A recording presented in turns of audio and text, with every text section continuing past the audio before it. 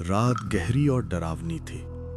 आसमान में काले बादल थे, बीच बीच में बिजली कौन जाती थी और दूर कहीं बादलों की कड़कड़ाहट सुनाई देती थी। सड़क कच्ची, टेढ़ी मेढ़ी और घने पेड़ों से ढकी थी।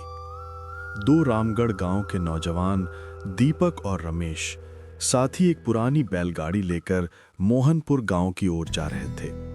रमेश देख रहा है, यहाँ तो एकदम घना जंगल है।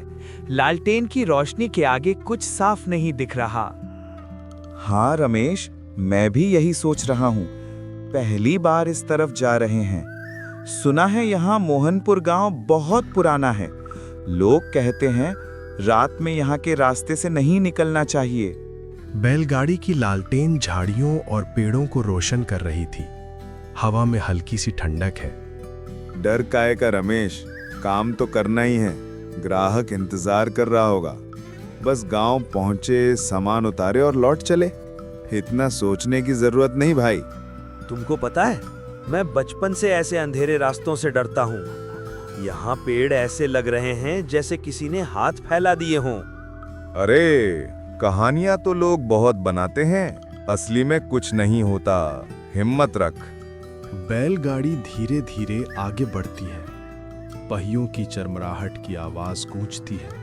लगभग आधा घंटा चलने के बाद बैलगाड़ी के सामने एक छाया जैसी आकृति दिखाई देती है। लालटेन की रोशनी में एक सफेद दाढ़ी मूंछ वाला बुजुर्ग लाठी लिए सड़क किनारे खड़ा दिखाई देता है। दीपक, दीपक, देखो, कोई खड़ा है रास्ते में। कोई बुजुर्ग लग रहा है। रात के वक्त यहाँ क्या कर रहा होगा? बैलगाड़ी रोकते ही बुजुर्ग धीरे धीरे आगे आते हैं।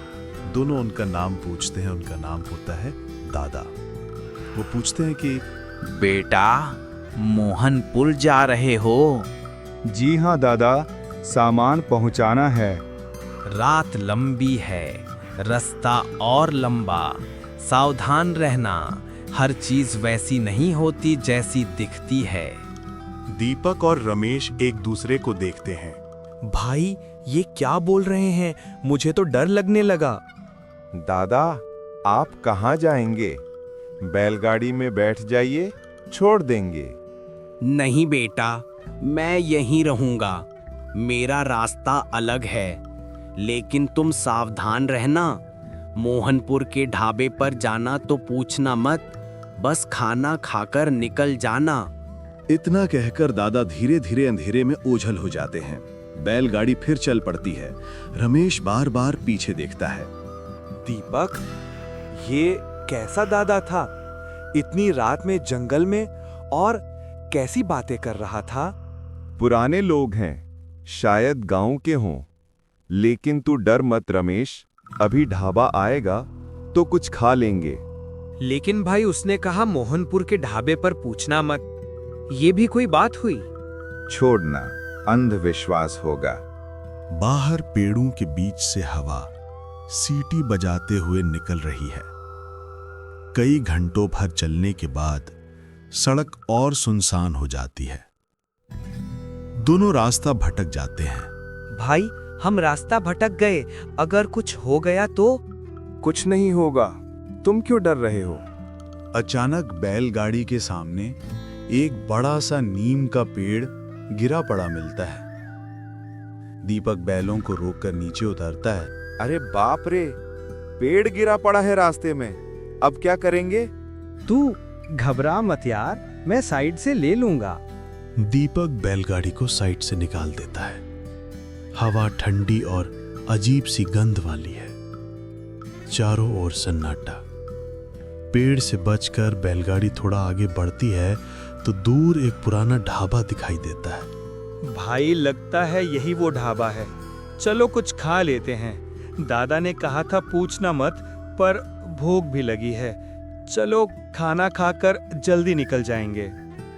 बैलगाड़ी ढाबे के बाहर रोक दी जाती है। दोनों उतरते हैं। चारों ओर अजीब सी खामोशी है। रात और गहरी हो चुकी थी। दूर कहीं उल्लू की आवाज आती थी। हवा में बासी खाना और गीली मिट्टी की मिली जुली गंध है। भाई, अजीब सी जगह है। कोई ग्राहक भी नहीं। इतना बड़ा ढाबा और बिल्कुल सन्नाटा। हाँ, पर भूख लगी है, जल्दी खाते हैं और निकलते हैं। दीपक और रमेश आपस में गहरी बातचीत कर ही रहे होते हैं कि तभी ढाबे का मालिक सरदार मुस्कुराते हुए आता है और पूछता है, आओ बेटा, आओ। कहाँ से आ रहे हो? रामगढ़ गांव से मोहनपुर तक सामान पहुंचा रहे हैं। कुछ खाने को मिलेगा? मिलेगा क्यों नहीं, यहाँ मुसाफिरों की सेवा ही तो है। अभी खाना लगवाता हूँ तुम दोनों का। थोड़ी ही देर में सरदार का नौकर किशन टेबल पर खाना सजा देता है। सरदार पास ही खड़ा रहता है और मुस्कुराते हुए कहता है, लो बेटा, अब आराम से खाना खा लो, बाकी बातें बाद में कर लेंगे। तुम दोनों पहले खाना शुरू करो। दोनों खाने में लग जाते हैं और कुछ ही मिनटों में अपना खाना खत्म कर देते हैं। तभी सरदार मुस्कुराते हुए पूछता है, कैसा लगा बेटा खाना? अरे काका, कैसा लगा ये मत पूछो। इतनी रात को पेट भर खाना मिल गया, बस वही बहुत बड़ी बात है। वैसे काका, मेरे मन में एक सवाल है, क्या मैं पूछ सकता हूँ? अरे हाँ बेटा, क्यों नहीं, बिल्कुल पूछो। अभी तो रात के 3 बज रहे हैं और ढाबे पर कोई ग्राहक भी नहीं है, फिर भी आपने ढाबा खोला हुआ है। आप घर नहीं जाते क्या? क्या यहीं रहते हो? अरे बेटा, मेरे लिए तो यही ढाबा ही सब कुछ है। मैं और मेरा नौकर हम दोनों यहीं रहते हैं। सामान वगैरह चाहिए होता है तो गांव से लाकर रख लेते हैं। रही बात ग्राहक न होने की, तो हमें वैसे भी रात को नींद नहीं आती, इसलिए ढाबा खुला ही छोड़ देते हैं। कभी कभी तुम्हारे जैसे मुसाफिर रात को आ जाते हैं तो उन्हें खाना खिला देता हूँ। पर यह रमेश को कुछ अजीब सा और अलग महसूस हो रहा था। वो अब तक चुपचाप दोनों की बातें सुन रहा था, लेकिन मन ही मन हल्की सी घबराहट उसके चेहरे पर झलकने लगी। तभी थोड़ी देर की खामोशी के बाद रमेश बोल पड़ा, चल यार, अब यहाँ से निकलते हैं। काफी रात हो चुकी है और हमें तो वापस अपने गांव रामगढ़ भी लौटना है। अच्छा चलो काका, अब हम चलते हैं। वैसे बताइए, खाने के कितने पैसे हुए? अरे बेटा, पैसे और तुमसे कहाँ जाने वाले हो यहाँ से? मेरे लिए तो तुम मेहमान हो। इतनी खातिरदारी करना हमारा फर्ज है। मुझे तुमसे कोई पैसे नहीं चाहिए, बस ऐसे ही आते जाते रहना। दीपक ने बार बार पैसे देने का आग्रह किया, लेकिन सरदार हंसते हुए हर बार टाल देता और किसी भी हालत में पैसे लेने को तैयार नहीं हुआ। उधर रमेश के मन में कुछ और ही ख्यालों मरने लगे। वो सोच रहा था, जंगल के सुनसान हिस्से में ये ढाबा आखिर आया कहां से? और सबसे अजीब तो ये है कि उसने हमसे पैसे भी नहीं लिए। कुछ तो गड़बड़ है, बहुत अजीब लग रहा है ये सब। दोनों बैलगाड़ी में बैठकर आगे की ओर निकल पड़े। रास्ता सुनसान था और रात गहरी होती जा रही थी। तभी रमेश ने दीपक की ओर देखा और धीमी आवाज में बोला, दीपक, तुझे उस आदमी में कुछ अजीब नहीं लगा? अरे यार, उसमें क्या अजीब था? इंसानी तो था वो भी। और तुम भी ना हर बात में डर ढूंढ लेते हो। मुझे तो ये भी नहीं पता था कि तुम इतना डरते हो। अरे यार, पर तू भी तो सोच, कोई इतनी रात को ढाबा खुला रखे तो जाहिर है पैसे कमाने के लिए ही रखेगा। लेकिन इस आदमी ने तो पैसे लेने से ही मना कर दिया, और जब पैसे देने की बात हो रही थी तब वो ये तक कह रहा था, तुम यहां से कहां जाने वाले हो? ये सब सुनकर मुझे बड़ा अजीब लग रहा है। जो भी हो दीपक, अब तुम बैलगाड़ी कहीं भी मत रोकना। अरे यार, गांव के लोग ऐसे ही होते हैं, उनका दिल बड़ा होता है। हमें मेहमान समझकर उसने फ्री में खाना खिला दिया, इसमें क्या बुरा है? पर तू भी इतना कह रहा है तो चलो मान लेता हूँ, अब बैलगाड़ी कहीं पर भी नहीं रोकूंगा। रमेश अभी भी थोड़ा सा घबराया हुआ था। दोनों बैलगाड़ी में बैठे यूं ही बातें करते हुए आगे बढ़ रहे थे। लालटेन की रोशनी सामने की झाड़ियों को रोशन कर रही थी, जिससे लगता था मानो घने जंगल में कोई अदृश्य परछाइयां रास्ता ताक रही हों। बैलों की सांसें और पहियों की चरमराहट उस सन्नाटे को तोड़ रही थी। लेकिन तभी धीरे धीरे आसमान में काले बादल छा गए। हवा का रुख अचानक बदल गया और गहरा सन्नाटा पूरे माहौल पर हावी होने लगा। अचानक गर्जना इतनी तेज थी कि दोनों एक दूसरे की ओर चौंक कर देखने लगे। अगले ही पल तेज बारिश शुरू हो गई। मोटी मोटी बूंदें बैलगाड़ी के ऊपर रखी छत पर गिरने लगी। बारिश के साथ ही माहौल और भी भयानक हो गया। दीपक, कुछ ठीक नहीं लग रहा। ये रास्ता पहले कभी इतना डरावना नहीं लगा था। दीपक बैलों को हाँकते हुए हंसने की कोशिश करता है। अरे तू हर बात में डर ही ढूंढ लेता है। बस तू ज्यादा सोच मत। बारिश है, तूफान है, सब गुजर जाएगा।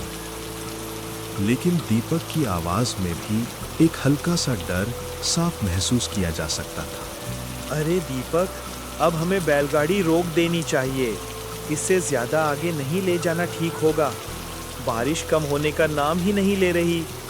अगर हम आगे बढ़े तो बैलगाड़ी लेकर जंगल में फंस सकते हैं। अरे यार, तू भी ना। रामपुर अब ज्यादा दूर नहीं होना चाहिए। बस 2-3 किलोमीटर और चलेंगे तो हम रामपुर पहुंच ही जाएंगे।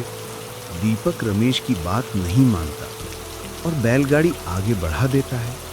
लेकिन कुछ ही दूरी पर बैलगाड़ी रुक जाती है। बैल तो चालू थे और पहिए घूमने की आवाज भी आ रही थी, पर बैलगाड़ी आगे नहीं बढ़ पा रही थी क्योंकि वो गहरे कीचड़ में बुरी तरह फंस चुकी थी। रमेश और दीपक एक दूसरे को देखते हैं और कहते हैं, अरे भाई, ये बैलगाड़ी अब क्यों रुक गई? पता नहीं रमेश, लेकिन मुझे लग रहा है कि बैलगाड़ी कीचड़ में फंस गई है। दीपक, मैंने पहले ही कहा था कि बैलगाड़ी आगे मत बढ़ाना, लेकिन तुमने मेरी बात मानी ही नहीं। अरे एक दूसरे को कोसने से क्या फायदा? चल नीचे उतरकर इसका कोई हल निकालते हैं। दोनों नीचे उतरते हैं। बैलगाड़ी का पहिया पूरी तरह कीचड़ में धंस चुका था। दीपक को लग रहा था कि अब बैलगाड़ी का निकल पाना मुश्किल है। अरे भाई रमेश, मुझे नहीं लगता कि ये बैलगाड़ी अब यहाँ से निकल पाएगी। इसे निकालने के बस 2 ही रास्ते हैं।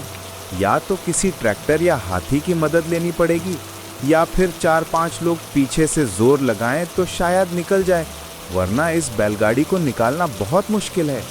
पर भाई, यहाँ ट्रैक्टर और हाथी कहाँ से मिलेंगे?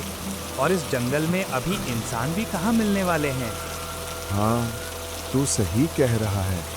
पर देख, सामने कुछ रोशनी नजर आ रही है, जैसे वहाँ किसी का घर हो। हम वहाँ जाकर मदद मांग सकते हैं। शायद हमें कुछ सहारा मिल जाए। अरे नहीं भाई, इतनी रात को किसी के घर जाना ठीक नहीं होगा, और वो भी अपनी बैलगाड़ी यहाँ छोड़कर। अरे रमेश, बैलगाड़ी को यहाँ से कौन निकाल कर ले जाएगा? वैसे भी ये कीचड़ में बुरी तरह फंसी हुई है। किसी इंसान के बस की बात नहीं कि इसे अकेले निकाल सके।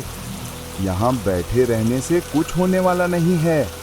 दीपक की बातें सुनकर रमेश अनमने मन से घर की ओर जाने के लिए हामी भर देता है। दोनों धीरे धीरे कदम बढ़ाते हुए उस घर के पास पहुंचते हैं। लेकिन रमेश के मन में अभी भी डर बना हुआ था। घर के पास पहुंचते ही रमेश कहता है, अरे दीपक, मुझे क्यों लग रहा है कि हमें इस घर में मदद मांगने नहीं जाना चाहिए।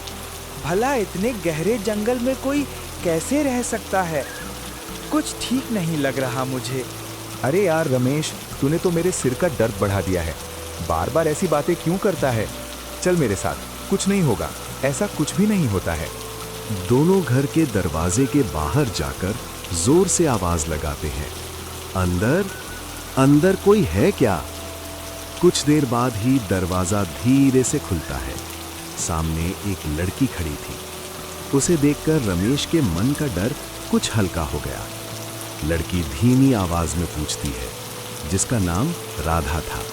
अरे तुम लोग कौन हो और इतनी रात को यहाँ क्या कर रहे हो? अरे हम लोग गांव से बैलगाड़ी पर आए थे रामपुर सामान पहुंचाने के लिए, लेकिन रास्ते में इतनी तेज बारिश हुई कि हमारी बैलगाड़ी कीचड़ में बुरी तरह फंस गई। अच्छा, तो बताइए मैं आपकी क्या मदद कर सकती हूँ? क्या अंदर कोई और है? मतलब आपका भाई या पिताजी? अगर 2-3 लोग और आप सब मिलकर हमारी मदद कर सकते हैं। दरअसल हमें बैलगाड़ी को कीचड़ से निकालना है। क्या आप हमारी इसमें कोई मदद कर पाएंगी? नहीं, मैं तो यहाँ अकेली ही रहती हूँ। माफ कीजिएगा, लेकिन बैलगाड़ी निकालने में मैं आपकी मदद नहीं कर सकती। अगर किसी और तरह की मदद चाहिए हो तो बता दीजिए। तो क्या आप हमें यहाँ सुबह तक रुकने दे सकती हैं? बाहर बारिश बहुत तेज हो रही है। सुबह होते ही हम यहाँ से निकल जाएंगे। ठीक है, अगर सिर्फ आज रात की बात है और तुम लोग सचमुच मुसीबत में फंसे हो तो रुक सकते हो। तुम दोनों नीचे वाले कमरे में सो जाना, मैं ऊपर की कमरे में सो जाऊंगी। अरे बहन जी, आपका बहुत बहुत आभार। अरे इसमें आभार की क्या बात है? वैसे भी ये घर तुम जैसे लोगों के लिए ही तो बना रखा है। राधा इतना कहकर अपने कमरे में सोने चली जाती है। रमेश और दीपक नीचे वाले कमरे में आकर लेट जाते हैं। रमेश थका हुआ और डरा हुआ था। उसे तुरंत नींद आ जाती है, लेकिन दीपक अब तक जाग रहा था। उसके मन में कुछ और ही चल रहा था। इसी बीच बाहर की बारिश धीरे धीरे थमने लगी थी। चलो अच्छा हुआ ये डरपोक रमेश सो गया। अब बैलगाड़ी निकालने में मुझे आसानी होगी। ये साथ जाग रहा होता तो बार बार कुछ न कुछ देख लेने की बातें करता, कभी ये कभी वो। अब तो यहाँ सन्नाटा है और मैं अकेले ही गांव की ओर मदद मांगने जा सकता हूँ। वैसे भी बारिश थम चुकी है। मुझे बैलगाड़ी निकालने के लिए किसी की मदद ढूंढने निकलना चाहिए। दीपक चुपके से वहां से निकलकर गांव की ओर बढ़ने लगता है। अंधेरे में कुछ दूरी तय करने के बाद उसे सामने सफेद कपड़ों में एक बुजुर्ग नजर आता है। दीपक धीरे धीरे उसकी ओर बढ़ता है। बुजुर्ग व्यक्ति दीपक को अकेला देखकर ठहरता है और कहता है, अरे बेटा, इतनी गहरी रात को इस जंगल में क्या कर रहे हो? काका, मैं रामगढ़ गांव से आया हूँ बैलगाड़ी लेकर। रामपुर सामान पहुंचाना था, लेकिन बारिश की वजह से बैलगाड़ी कीचड़ में बुरी तरह फंस गई है। इसी वजह से मैं गांव की ओर मदद मांगने जा रहा हूँ। अच्छा, तो क्या तुम अकेले ही बैलगाड़ी लेकर आए हो? नहीं नहीं काका, मैं अकेला नहीं आया हूँ। मेरा दोस्त भी साथ था, लेकिन वो बहुत डर गया था। इसीलिए मैंने उसे जंगल के बीच एक घर में छोड़ दिया। वहाँ एक लड़की रहती है। फिलहाल वो वहीं ठहरा है और मैं अकेला गांव में मदद मांगने जा रहा हूँ। अरे बेटा, ये कैसी बात कर रहे हो? जंगल के बीच कोई घर हो ही नहीं सकता। मैंने तो आज तक इस जंगल में कभी कोई घर नहीं देखा। अरे काका, घर तो है। मैं अभी अभी अपने दोस्त को वहीं छोड़कर आ रहा हूँ। मुझे लगता है बेटा, तुम इस जंगल के छलावे में फंस गए हो। छलावा मतलब वही जो चीज असल में होती नहीं लेकिन दिखती है। इस जंगल की काली आत्माओं ने तुम्हें अपने वश में कर लिया है। यानी छलावे में तुम्हें वही दिखाई दे रहा है जो असल में है ही नहीं। अरे काका, अब मैं क्या करूं? इस छलावे से बाहर कैसे निकलूं? मेरा दोस्त घर में फंसा हुआ है और मेरी बैलगाड़ी कीचड़ में अटकी हुई है। कृपया कोई रास्ता बताइए जिससे मैं खुद को, अपने दोस्त और बैलगाड़ी सबको सुरक्षित बाहर निकाल सकूं। इससे बाहर निकलने का बस एक ही रास्ता है।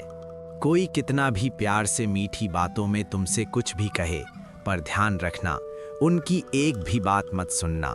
अगर तुमने सुन ली तो इस छलावे से कभी बाहर नहीं निकल पाओगे और यहीं फंस जाओगे। सबसे पहले तुम आगे खेतों की ओर निकलो। वहाँ कई किसान अपने खेतों की रखवाली कर रहे होंगे। तुम उनसे मदद मांगना, वो जरूर तुम्हारी सहायता करेंगे। उनके साथ मिलकर पहले बैलगाड़ी को बाहर निकालना, उसके बाद अपने दोस्त को ले आना। लेकिन याद रखना, किसी की बातों पर ध्यान मत देना, सिर्फ बाहर निकलने पर ही ध्यान लगाना। दीपक को अब यकीन हो गया था कि उसके साथ कुछ न कुछ गड़बड़ जरूर हो रही है। वो उस जगह से आगे बढ़ गया।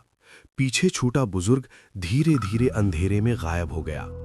दीपक चलते चलते रास्ता तय करता रहा और कुछ ही देर में उसके सामने खेत नजर आने लगे। एक पेड़ के नीचे 2-3 किसान बैठे हुए दिखे।